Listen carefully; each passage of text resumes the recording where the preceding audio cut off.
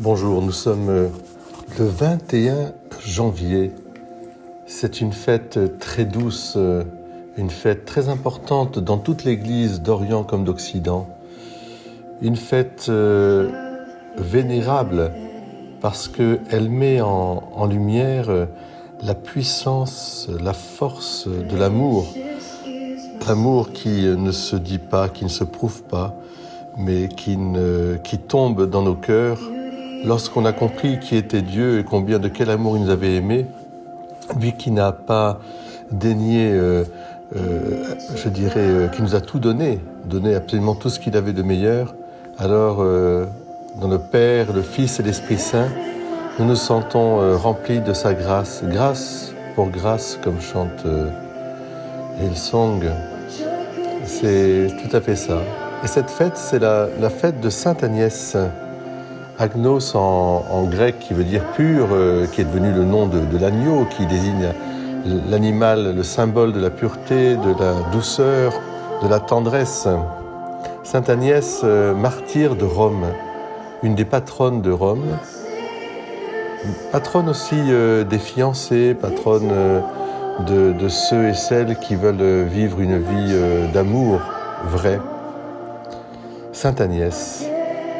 C'est une histoire vraie, racontée par saint Ambroise, par le pape Saint Damas. C'était une fille de 12 ans. Elle appartenait à une des familles patriciennes les plus puissantes de Rome et elle a subi à cet âge-là le martyre de Dioclétien.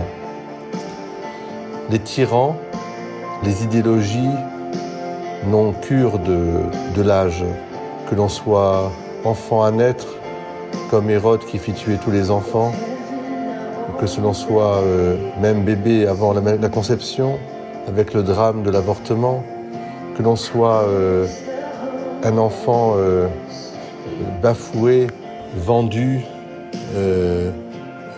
malheureusement violé, eh bien ce sont les mêmes idéologies qui naissent d'une seule chose, c'est la haine de l'humanité, la haine de l'homme et de la femme, quel que soit son âge.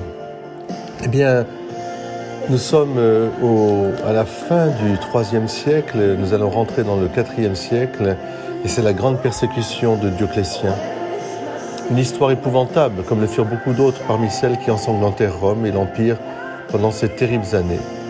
Il n'y avait rien de sacré, rien d'innocent, et tout ce qui était beau était destiné à périr. Et pourtant, Sainte Agnès survit à toute cette horreur. Son destin tragique fit même d'elle un symbole de beauté et de vertu, qui a survécu au siècle en illuminant la voie de milliers de fidèles. On raconte que le fils du préfet était amoureux d'elle, mais elle le repoussa, déterminée à immoler sa vertu à Dieu. Elle voulait rester vierge, consacrée à Dieu. Et voilà pourquoi ce garçon qui s'en est plaint la fit enfermer dans le temple des Vestales. Il l'a même enfermée dans un lupanar ensuite. Mais personne ne put la toucher. C'était comme une étoile, exactement comme une lumière qui irradiait de son corps. On dira la même chose de Jeanne d'Arc. Aucun des soldats qui étaient avec elle, et pourtant c'était des soudards, là, beaucoup, n'avait de pensée impure en la regardant.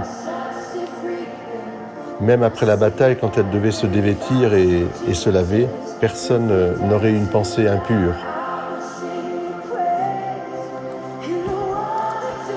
Les détails de son martyre sont épouvantables, mais eh bien, elle est restée elle-même fidèle à son désir d'être avec son Jésus.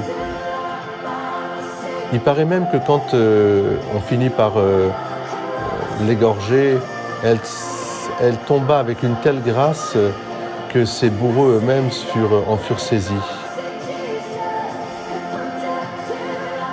Eh bien, je vous invite en cette fête de Sainte Agnès à renouveler ce désir de pureté, ce désir de respect de soi-même, respect des autres, ce respect qui commence par le cœur profond, par un cœur uni à celui qui nous respecte infiniment, le Christ Jésus notre Seigneur.